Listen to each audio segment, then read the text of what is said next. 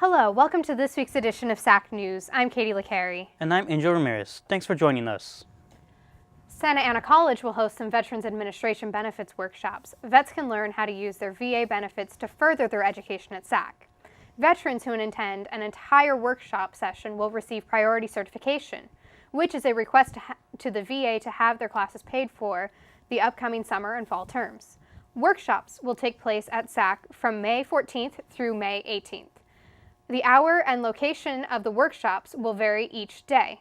Call SAC's Veterans Resource Center for more information. Santa Ana College hosted a conference to help undocumented students to reach their educational goals. The We Love Our Dreamers conference introduced students to many resources available in their community. Students were also heard from former students who have gone to achieve their dreams. The conference organizers hope the event gave students a sense of hope. Some Santa Ana residents recently learned what it takes to have a say in the future of their community. Reporter Anthony Chasenwinter has more. The ever-increasing costs of housing, land rights, and healthy foods were among the topics at a meeting aimed at addressing future community needs. The Thrive Conference drew people from across the country. Santa Ana resident Sebastian Mata says sharing information is key.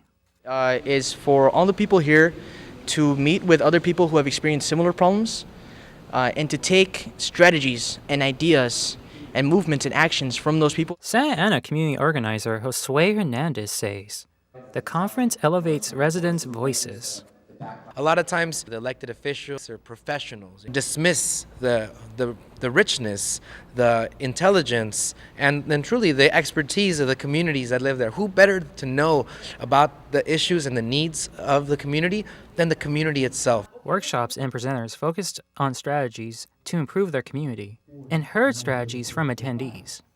UCLA professor of urban planning, Anio Reyes says, the reason most citizens are left out of the planning process is because income inequality translates into political inequality. So working class communities of color have historically been excluded from processes of urban development, from processes of decision making. Gaining momentum in Santa Ana is rent control.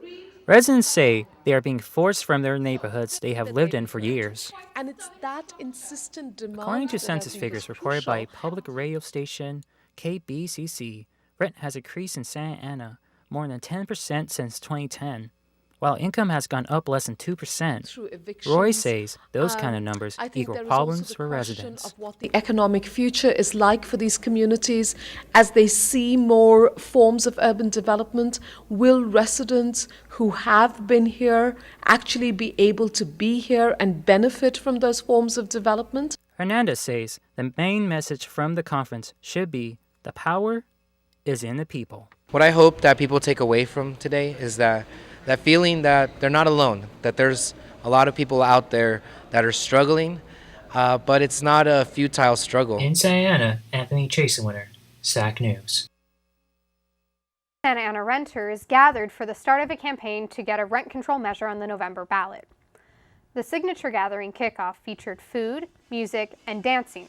Supporters of rent control will need to gather more than 11,000 signatures to qualify for the November ballot. Supporters are going door to door for the next few months.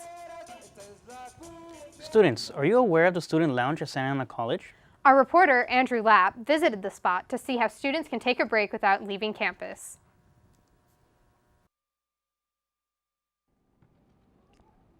Student life can be stressful, but some students are using the spot here at SAC as a way to wind down after class. Whenever kids are stressful these days, they have no place else to go, so they come here to have a little fun. You know, you just come in here, hang. It's like a Boys and Girls Club, though, for us college students. But the spot is more than a place to goof off. For some, it's a place to get work done when other areas are crowded. It's a different place besides the library to study. I know sometimes it's hard to study when there's no noise, so it's a little easier. I'm more of a focused guy when it comes to like in a small place, and I do homework there a lot these days. Perhaps most importantly, having a student lounge helps students maintain friendships. Yeah, that's where I catch up, with old buddies from high school, just talking about life. Since I have class in the morning, I hardly ever see them. Reporting from Santa Ana, this is Andrew Lapp, SAC News. room 210 in the village from 8:30 to 5. That ends this edition of SAC News. Don't forget to visit our YouTube channel. And if you happen to be at any of the events we mentioned today, be sure to tag us for the chance to be featured on our Instagram page. Catch us next week for an inside look at how Santa Ana College gets water to your tap.